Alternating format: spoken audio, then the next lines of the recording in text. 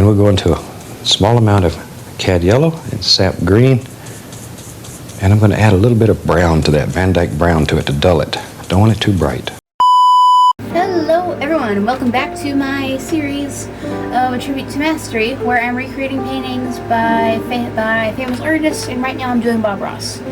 And this painting is going to be a little bit different, so let's just go straight into it and see what we can do. So first things first, we're covering up most of this space with a layer of brown. Not all of it, but some of it. We've already covered the canvas in a layer of magic white, which it should look good with it. It should work just fine. Now you want to get some blue here, and it's mixing with mix the brown, make this nice gray color. We do want our colors to be a bit darker than usual, so and we'll put a little bit of that here too. We're just covering this whole thing with the blue and the brown. Not the whole thing, but just this specific section with it. Yoshi! And we're just going back and forth with it, getting it all in our canvas. We want these colors to be more distinct than what we're used to, so we're just going to go in here, go over it back, go over it again with this, and now we can very easily just go in with our brush that is clean, and we're going to go ahead and blend these colors together. Don't want to leave any weird streaks or lines. Doing the base is probably the most important part of the entire painting, because the stuff in the background, it's what you see. It's the whole base of it, because if this looks weird, then the whole thing's gonna look weird. So it's very important to get this looking the way you want it to. Next we go in with our fan brush, little fan brush right here. Very reliable tool, one of my favorites. And we're just going to use it to get just the tip of our, only like half of it, because we're using the tip. We're just going to do this, and we'll just easily put in some nice clouds for us to work with. Just like this. Clouds are not always in these paintings, but when they are, it looks really cool. So we're gonna get excited. We're looking forward to it. We're having a good time. These clouds can be pretty much any shape that you want, as long as, you know, they're more or less cloud shaped. They don't even have to necessarily be super uniformly shaped or anything like that. They could be in a weird shape. Clouds are in weird shapes sometimes. Like, why do you think so many people spend so much time just looking at the clouds? As a species, humans spend so much time just staring at the clouds, because for a long time they didn't have anything else better to do other than stare at the clouds and pretend they see things and think about stuff. And then we're going to use the same brush, go over this. We're going to make this, fade this into the background a bit. Not too much, but just enough. And then we're going to go over it again with this. Color theory is wild, because here it looks relatively light, but then on here you can see that it's much more gray, especially when you add more white to it. And we just want these clouds to just be all over. Next up, we're going to want to go in with a bit of blue and a bit of red, mix them together, and they should mix nicely with the gray on our canvas. More blue. Yes, the blue is much stronger than the red, but if not mixed, then the red is a bit overpowering. Blue is strong, but red is overpowering, and that is good to keep in mind in painting. That is on power dynamics, but okay, we're just placing in what's going to be just some trees way in the back. You might be wondering, oh, this is silly. This isn't that unimportant of a thing. But if you get lazy with it or sloppy, then the entire rest of the painting, it'll be revolved around it, and it won't look quite right. In makeup terms, like, if you have you can have the greatest makeup in the world, but if you have no foundation, well, it'll look awkward. That's why you gotta be good with the foundation of your painting too. In a way, the first layer of paint is like the foundation, and then the different layers of other things are like the different kinds of makeup. I don't know, I don't really wear makeup, so I wouldn't know, but you know, from what I've seen at least. We don't need a ton of detail, we just need just a few quick strokes, and we've got a whole forest going. And now we're going to go in here, and we're just going to diffuse the bottom here by just tappity-tapping. You know, if we didn't have the magic white on the bottom, then our colors, they wouldn't mix, and you'd have a harsh line. But because we have paint underneath, it's able to wet blend, which is a very important part of this entire painting, is having a foundation to stand on. And another thing with foundations, like even not the makeup, there's also houses. How you can have the most perfectly made house in the world, but if it doesn't have a solid foundation, then as soon as anything hits it, it'll just fall over and it'll break apart. It's like you've got a Lego thing, but none of the blocks are actually together. They're just stacked on top of each other.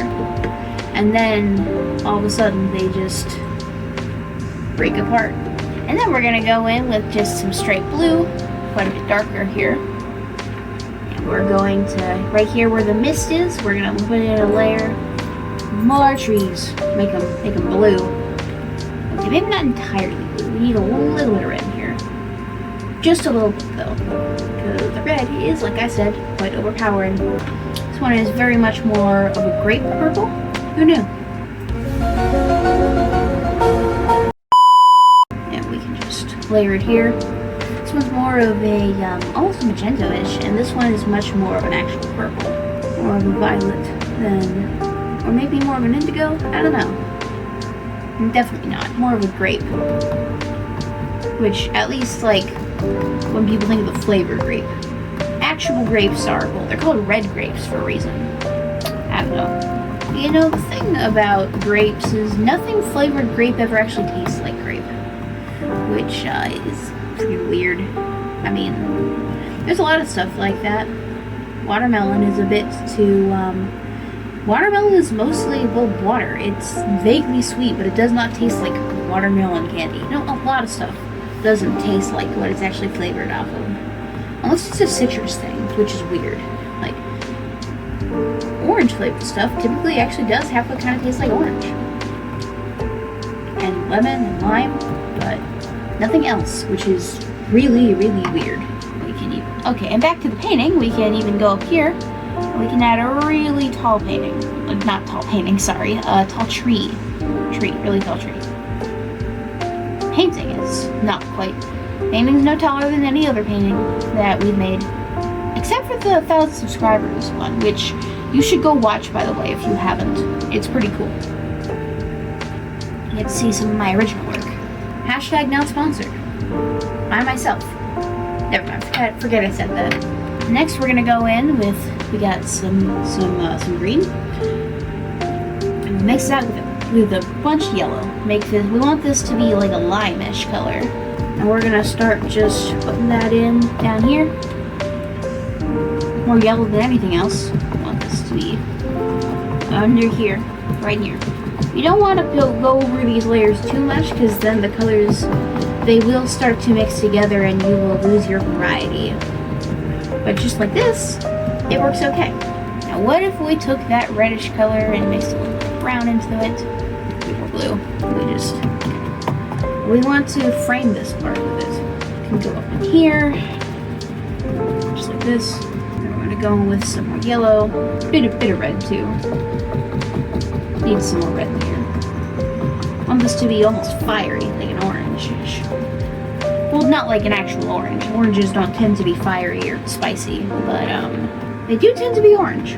Although oranges tend to be more of a tangerine than anything, and tangerines are actually quite orange. So I don't know why that's a thing. I think they realized it, so that they changed it. Like they made it so, oh, that's not quite accurate, so why don't we just double down? It's like Greenland and Iceland. It's weird. I think we're just gonna go in here.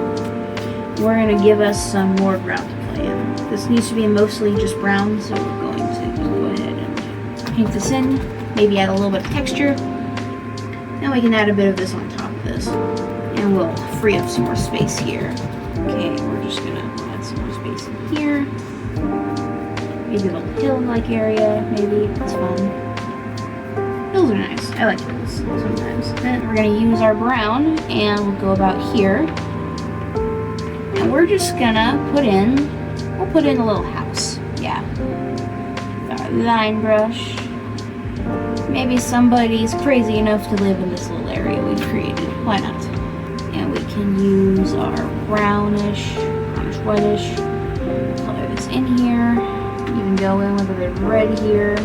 add some little shingles. Why not? Put a little bit on this one too. Now we can go in here and just add some more greenery right in here. Right in here. I would halfway kind of surround it maybe, just a bit.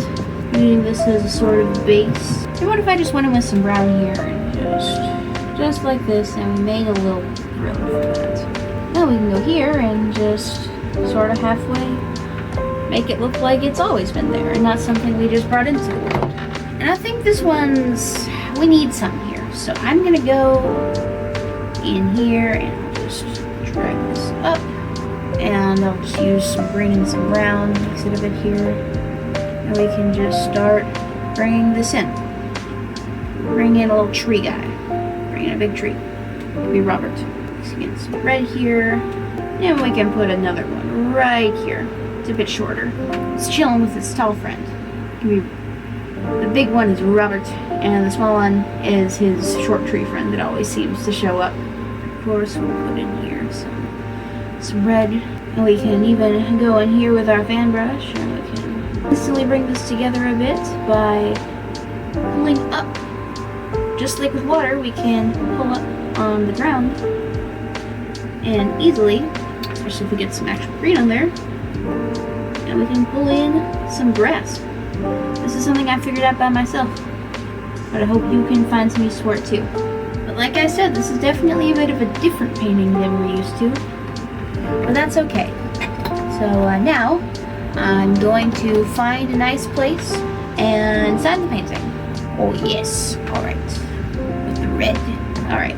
Okay. I think that's going to be about it for this painting. I hope you enjoyed it as much as I did actually making it. This was a little bit different than usual, like I said. And I'm glad that I made it. I'm glad that I tried it out. So, this is the painter signing off once again. If you enjoyed it, please let me know. If you hated it, if you want to see more like it, if you wish that I would upload these multiple times a day, all's fair in the art sphere, so just let me know, anything. Alright, I will see you all next time. Alright, so long. Farewell.